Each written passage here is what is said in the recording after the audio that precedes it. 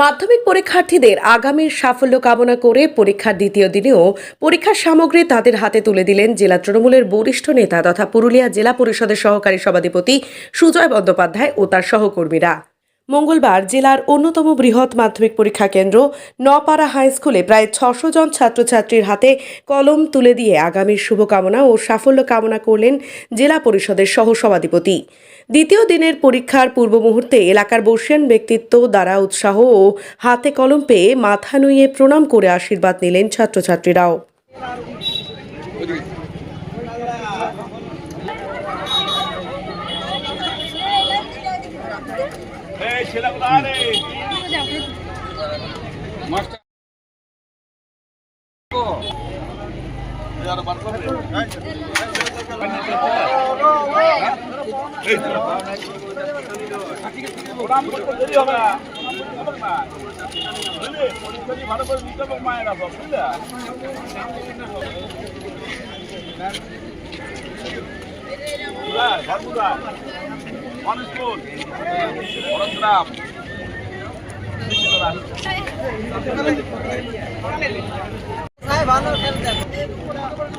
আপনি গেটটা জানালে ভালো হবে।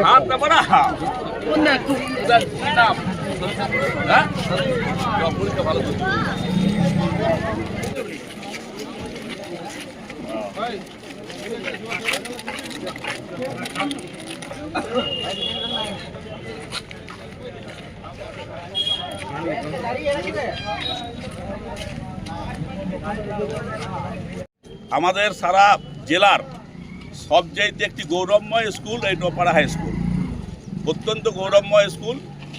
এই স্কুলে বিভিন্ন স্কুল থেকে পরীক্ষা দিতে আসে এবং এই বছর এখানে পরীক্ষা দিচ্ছে ৬০১ জন।